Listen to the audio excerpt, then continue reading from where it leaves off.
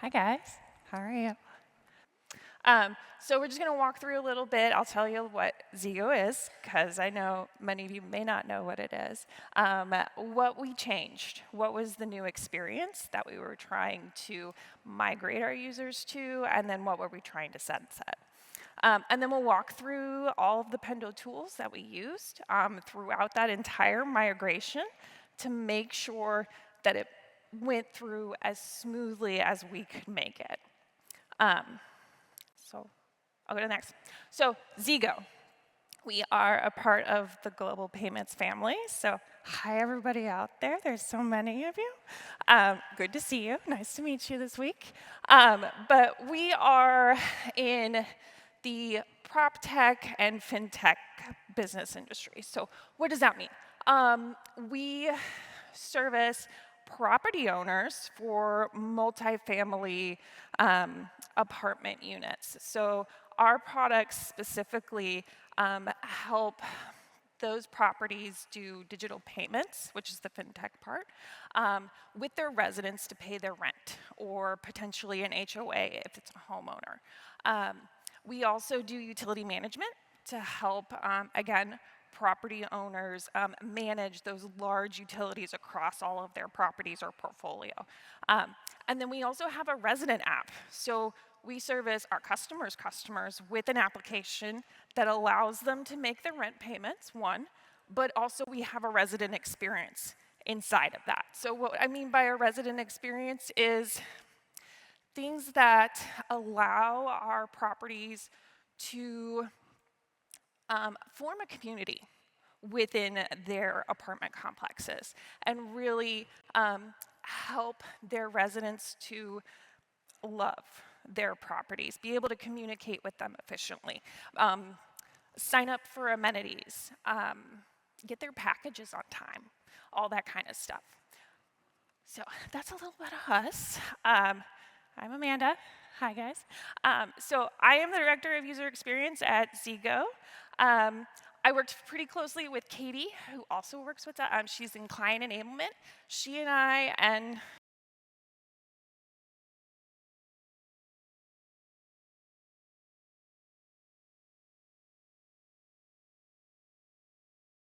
sunsetting this project, and we were starting to learn how to work with each other because we were very new to each other and how we all used.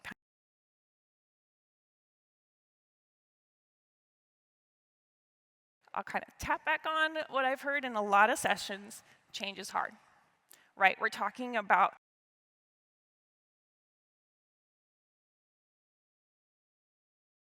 setting something people had used for years. Change is hard. We knew we were going to get kickback. We knew people weren't going to be happy. But how can we mitigate that? So what we really needed to think about was like, how do we manage this change? What can we do to have that empathy for our user? What tools could we use? And we were very aware at this time, because of all the things changing in our own company at that time, how hard this change could be. So we knew it was extremely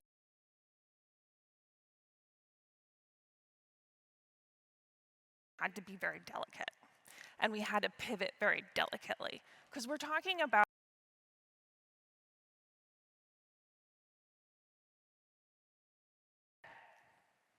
will wind up in your day-to-day from if you were renting a service. So say that PM, we give them a new process, and it causes them bandwidth issues, because now I have to go and learn this new thing to be able to service my residents. Well, then that impacts the resident who lives there, and now there's a completely negative experience from customer to my customer's customer. So we were really careful about these things, and we didn't want to impact our customers' money by losing residents, and we didn't want to impact residents because that's their personal life. You don't want to change their day-to-day. Who's ever been to the grocery store and they change the aisle where the product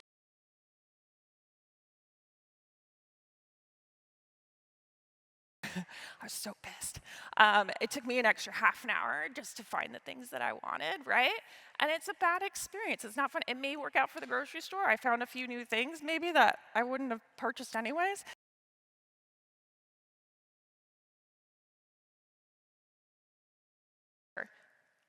Regardless of how much you plan, you're going to get some kickback. But there are ways to do it to where you can minimize it and get them on board as to why you're making these changes. So we'll get into the new client experience and why we decided to do the change. So what was happening behind the scenes with our company at that time is we had just purchased another company called Mobile Doorman. Katie came in with this purchase, and she had Pendo. We had a tool called Engage that also used Pendo. So it was really great. We both knew Pendo, but we were using it very different ways.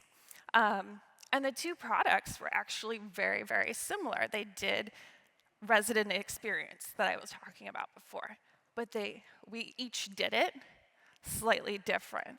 And we each had parts that we did really, really well, and we each had parts we didn't do so great. So we had a good opportunity here to merge and really take the best pieces from all of the different features and really put them together and have a really quality product. So what did we change? This first initial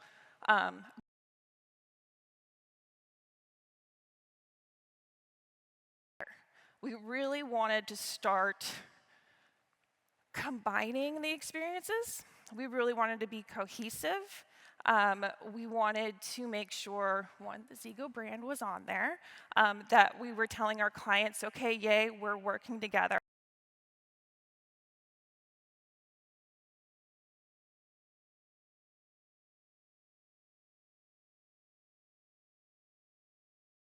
At the time had never been changed. They'd never been touched other than maybe adding on a new feature. So when they were originally planned on both of them, there wasn't a plan around scale. What happens when you start adding more features? They just start going down the page, right? And then eventually you run out of room. So we had this issue. We had so many features and so many great things, but no place to put them all.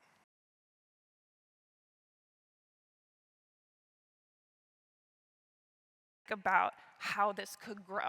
Because we also knew we had two other products, pay and utility, that eventually we would like to bring into this product.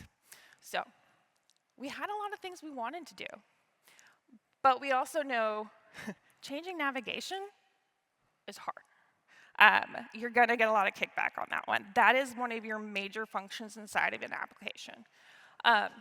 So what we came up with and what we decided to do as a product team was to give a window where you can go back to the legacy version. It's kind of the backup. If things go wrong, there's a bug, I just don't have time to learn this new process right now. It gives them a little bit of breathing room to learn this new process while still servicing their customers. So our sunsetting strategy, that's a little bit of it. But how did we do it with Pendo? So the interesting thing here was our developers weren't too keen on developing that button to go back to legacy, which is kind of funny. But it wasn't a big deal. Katie and I were both like, well, we put in Pendo. We'll just build a guide and we'll put it in Pendo. We'll be able to track everything. We'll be able to see how people are moving around. It'll be great. So the interesting thing about this graph here, it's really great. It's just in the Data Explorer. It's 2 pages, the legacy UI and the new UI. I was just comparing the two over that 3-month-ish period where we were going through this migration. So we were able to follow that with the Pendo guides and see where people were going and why they were going there. And you can see with this is just great graph because it gets me excited because you can see the cross. The cross where the blue and the red start. That means people were transferring. people were migrating. And they were migrating quite quickly. There's a quite steep drop there. So this says a lot about what happened within that time frame for us. So what did we do to get there? We had to do a lot of guide planning. We knew we wanted to put that button in a guide, but we also knew we needed to train people. We needed to make sure they knew where things had moved, like our highest use features. We needed them to know where they were. We needed them, for those that needed a little hand-holding, we needed to give them a little tutorial and make sure they knew where it goes. And everybody learns in a different way. So we kind of gave them different journeys depending on the way that they wanted to do it, or just not at all. Like you can totally back out of it and you can go along your merry way. And then we also did polls. So we did polls and surveys as things kind of started to settle, just to see kind of how you doing, touch in, see like, you know, are things working? Are there bugs? Do you like the improvements? Those type of things. So we did all this planning, and it sounds like a lot of guides, but it kind of is. But we planned them and we timed them. So it's not like they got a whole bunch of stuff on that first go. There may have been a longer tutorial the first time in, but they had the option to get out of it if they want and come back later. So we were really, really specific about when they could see it, who could see it. We used segmentations for that. And we really wanted to make sure we weren't abrasive in trying to teach them these new things, but we wanted to make sure they had access. So we launched. So the first thing they saw in this whole process was this guide. This guide we call our announcement guide. It's one of our templates that we use. It's a little bigger. It's down towards the bottom right near our resource center. And it just announced everything like, hey, this is what happened. But if you don't have the opportunity right now and you don't want to learn more, you can go back to the legacy. So this is the first time they see a legacy back button. The cool thing is that 25,000 staff users saw this. It took them 26 seconds on the guide on average. 9% continued on the guide and wanted to learn more. 11% ended up going back to legacy, which we kind of expected, but honestly, it was smaller than I expected. 80% of our users, that meant, were actually just Xing out and using the navigation as is. So the exciting thing about that was it told me as a UX person that the planning we had done ahead of time in design and research had really paid off because they recognized the patterns. They understood it's just another navigation. I can search in there and read and find my navigation, and I'm good to go. So that was really exciting to see. And that's where you see that largest drop here. So again, this was the recent release announcement. This is our template that we use now to this day, just to announce what's happening to our users. We want to be communicative with them about any updates that happen, what's going on, what's coming to me soon, all that kind of stuff. But after that, they would start their tutorial. They could learn more. And the first thing they would get would be a video. So we made a tiny little video, maybe like 2 minutes long, maybe? I don't know. But it would show them all the most key highlighted things that they could walk through and just find the most important things to them. And again, it's one way for some people to learn and a quicker way for them to learn. But if they continued, they could also do the pointer guide, which would point out, again, some of those key highlights, like the search bar. The search bar was there before, but it changed a little bit in what it could do, so we wanted to point that out. And they would continue on. There was like 4 or 5 of these. But by the end of that, that was kind of the end of that first journey. We also did a badge guide.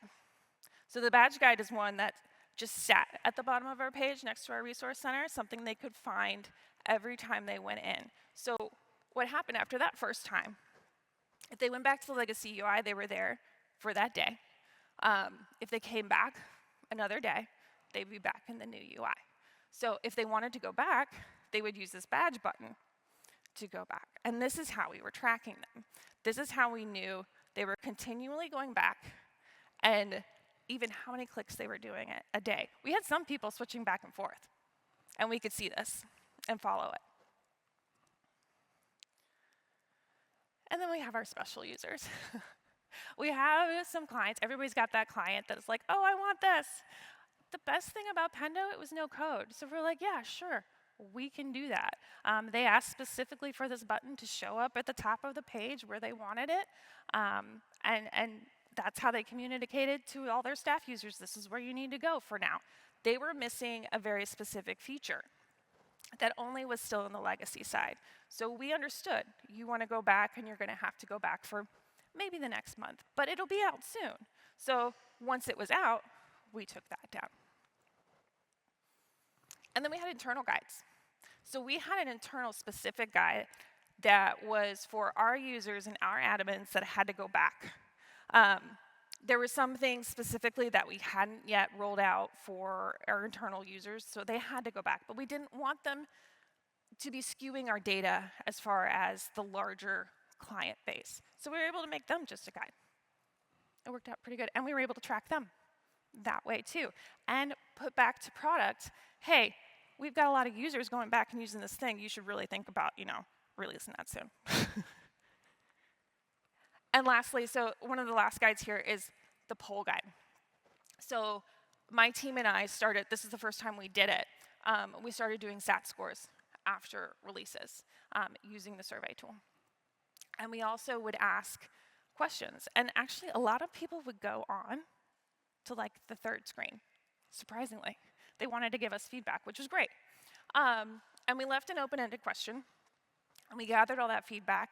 But the really cool thing about this, and what really changed our process on the UX team, was we had this little radio button that said, can we contact you? Now, this was a huge change for us. In the past, there was a lot of pushback from our teams, like, no, you can't talk to my client, right? I'm sure everybody's been there. No, you can't talk to my client. I made a deal with them. If I can get people to do this radio button and say, yes, come talk to me, can I go talk to them? And they're like, yeah, sure, whatever. Okay, cool.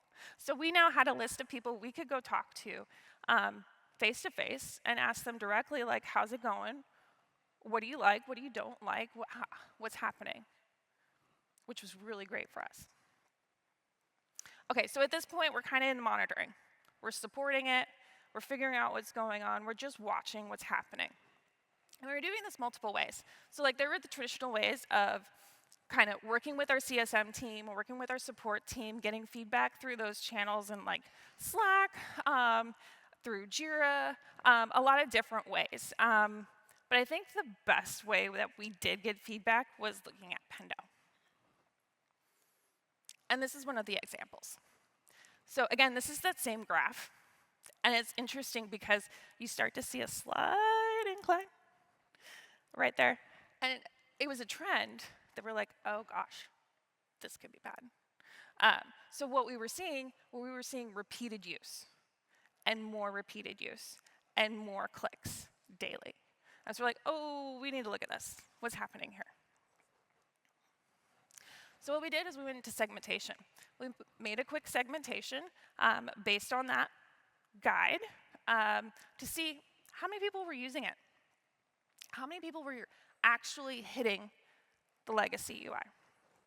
And about 15% at this point, right? That's not terrible, but we wanted to know why.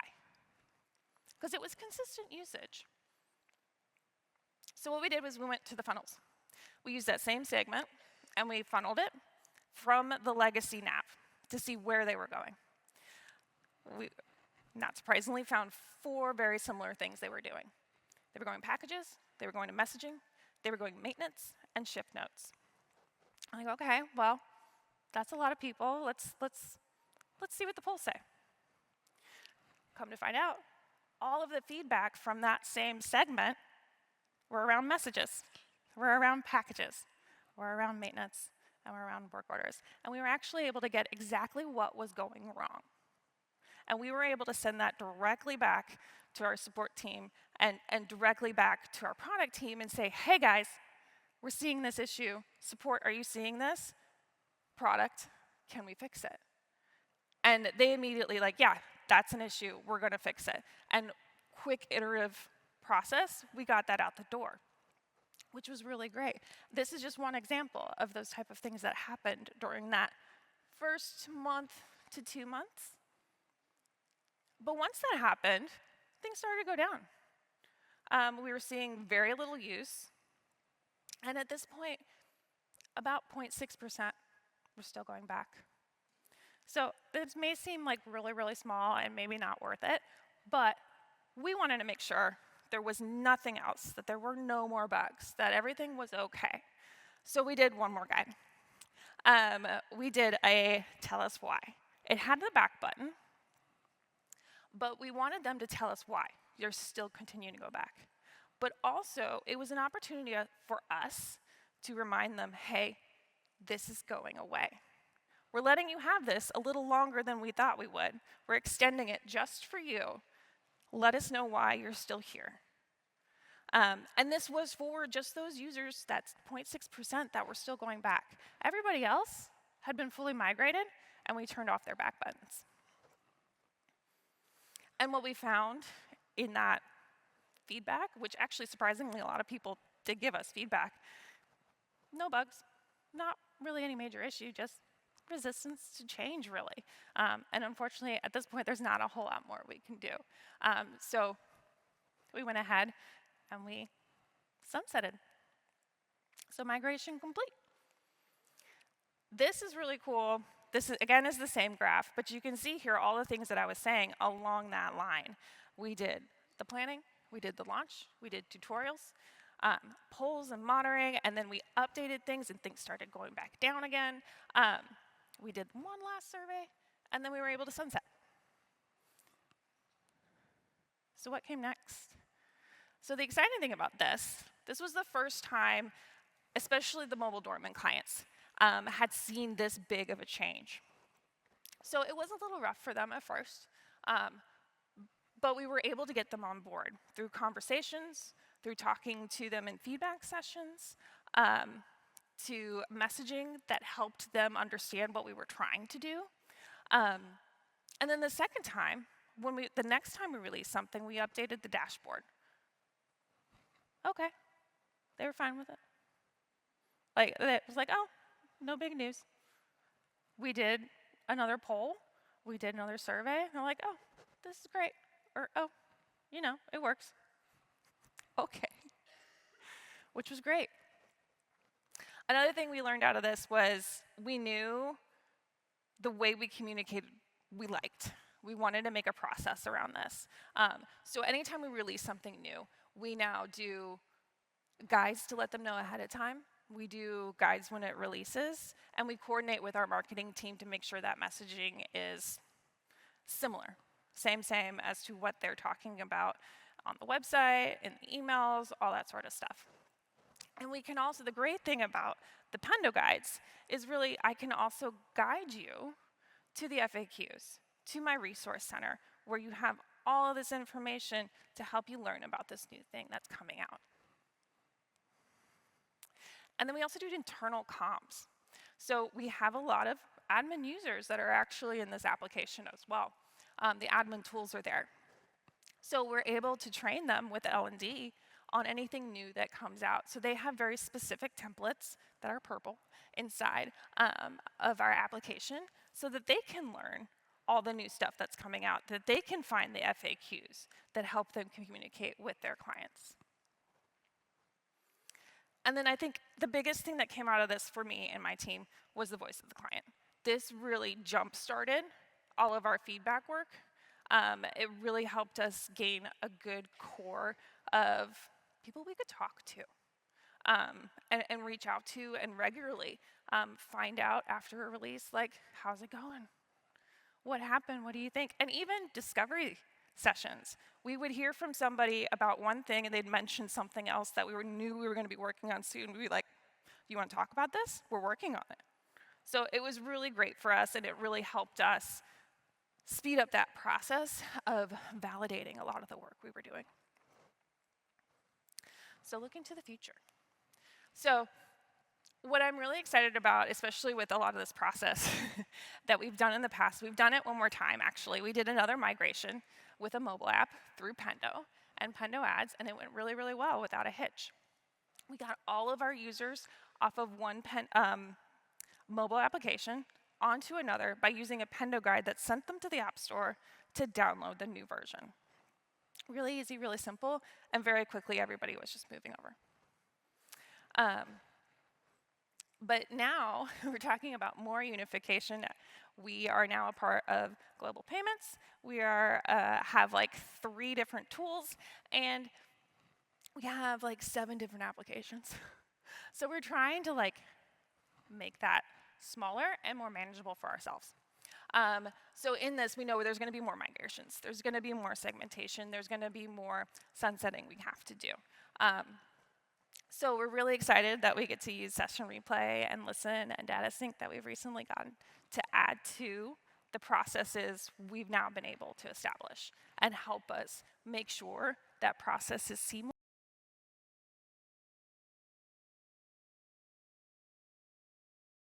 for our customers. So yeah, that's it. Thank you, guys.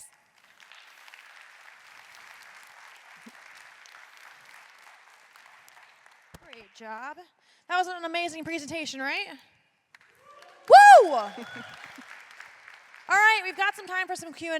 What questions do you guys have? The lights just shifted. That was wonky. Yeah. What about you? Yeah. I was like, whoa, what am I looking at here?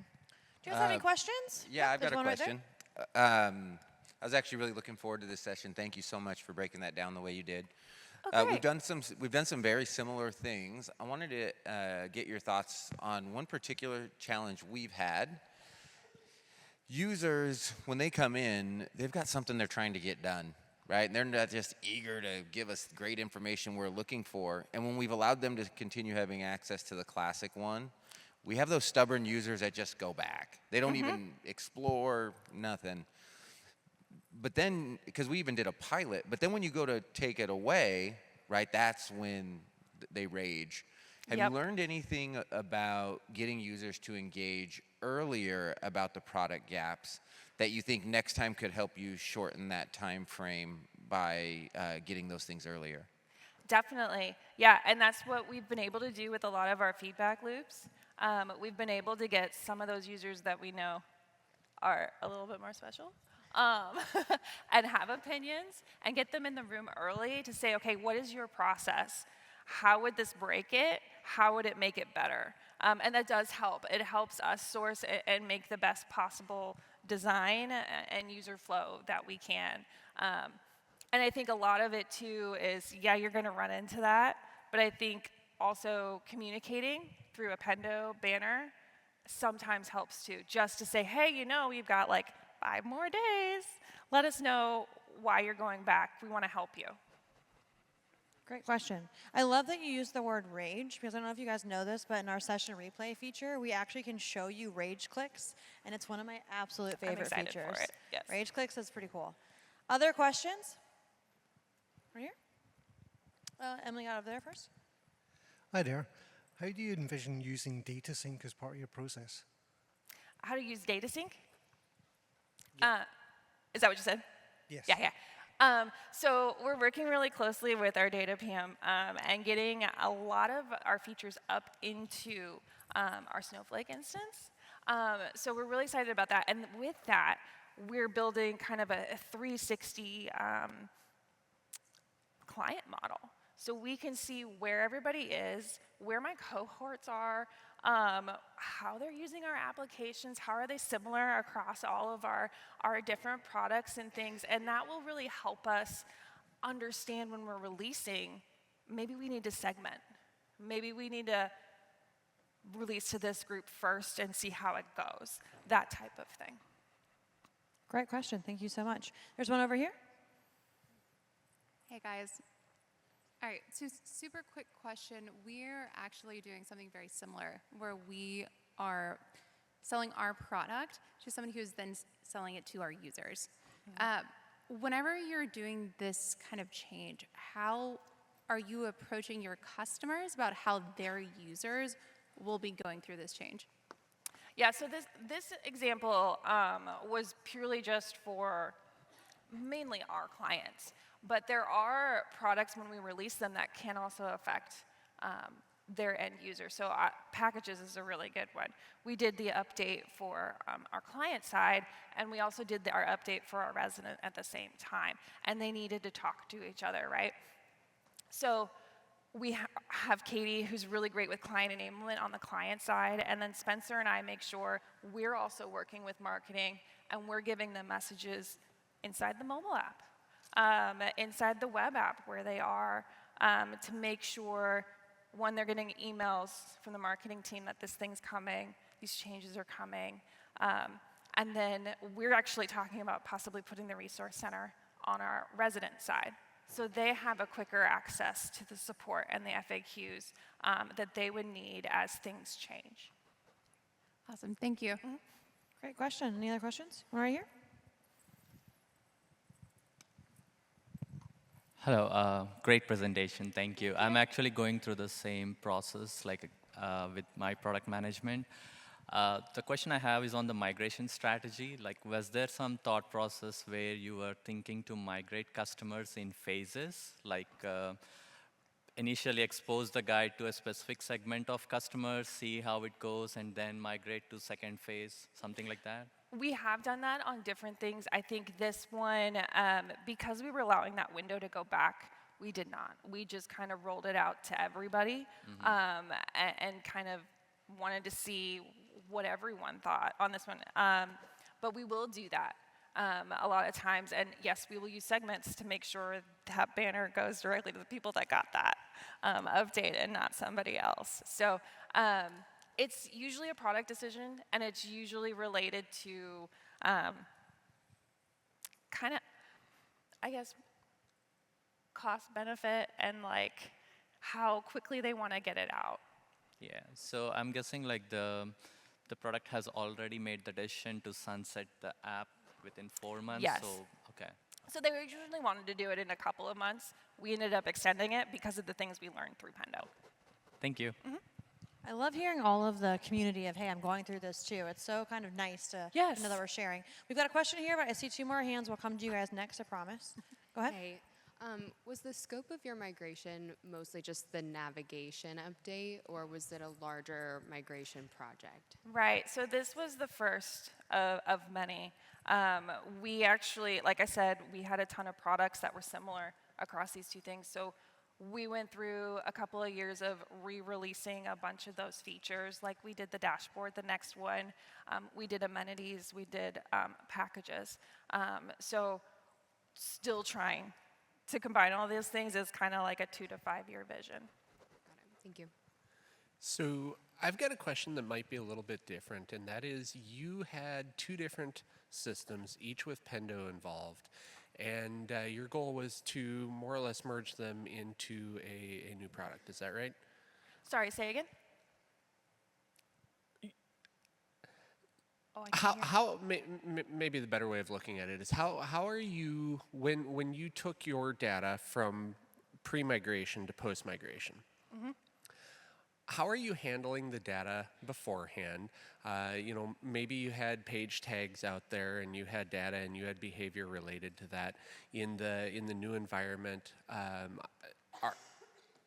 What sort of learnings are you finding after migration that you didn't expect to find when you compare the 2 data sets before and after? Yeah, so this was interesting because it was all new for me because this was totally a new product.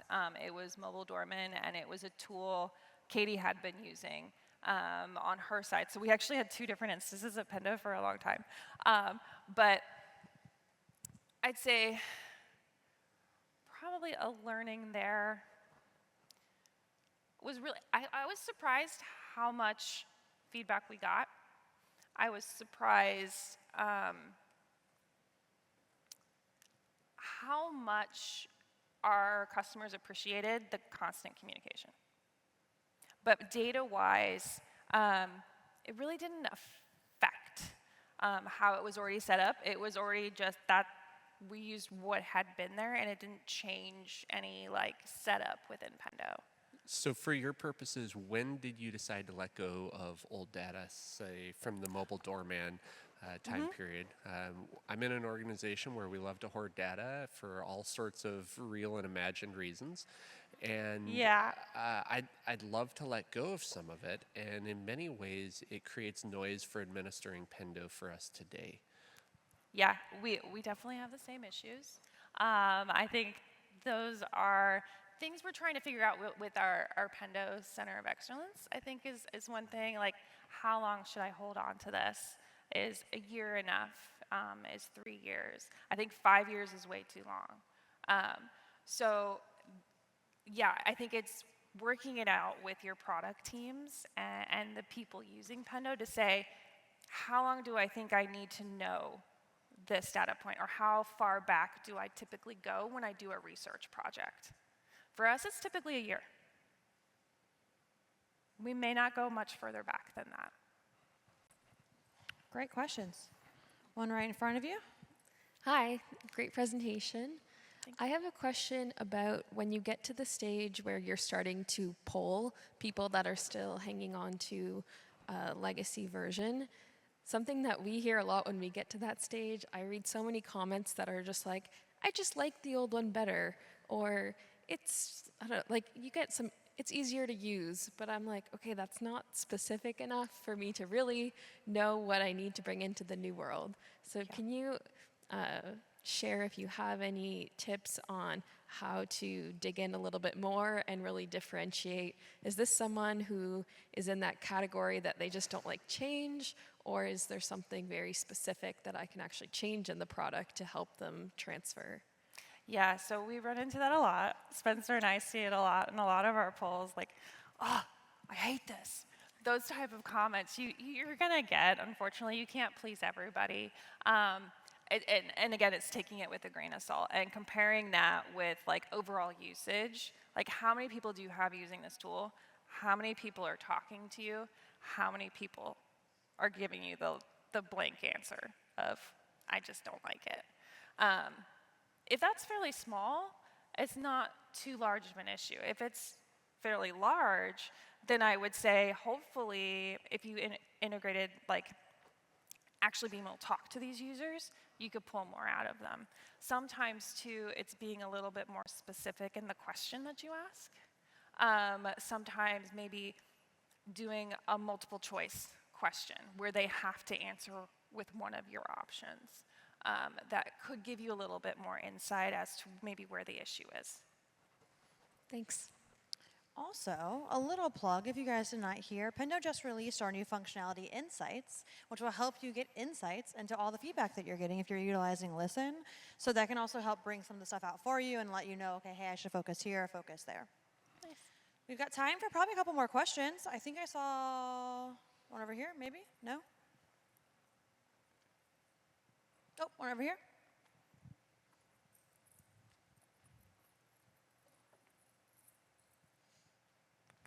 So you mentioned that the process that you use for sunsetting, sorry, the light is so bright, for sunsetting is one that you've liked for just feature release.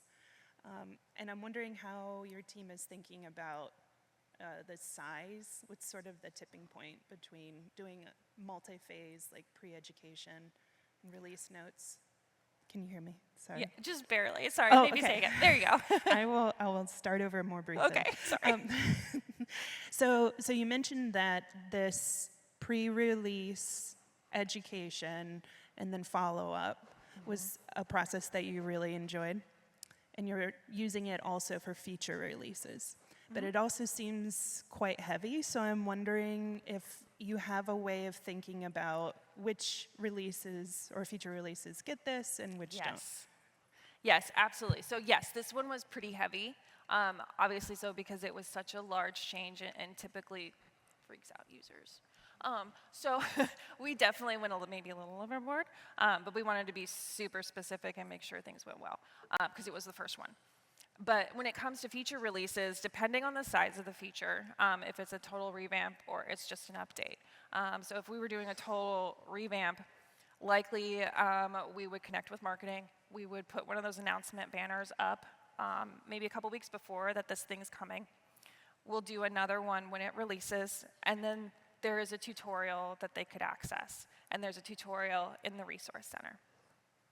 And that's pretty much it until maybe, I'd say maybe 2 weeks after Spencer. We usually release a poll, and we'll just let it run for about a month.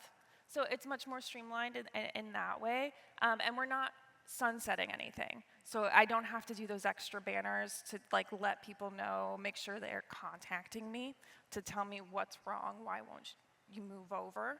So that makes it easier. And then if it's like a quick update, we might just do a single banner if it's affecting that specific user group. Great question. I think we've got time for one or two more. Any more questions in the audience? Okay, I think that they are officially ready for some drinks and some networking. So just a quick reminder before we give her a round of applause and say thank you for that wonderful presentation, that we have an hour networking break. So we wanted to give you guys the chance to mingle. As another friendly reminder, if you go to the product village, you can gather up those points and get your Pendo swag, your dinosaurs, your cups, whatever it is that you're looking for. And then come back in here.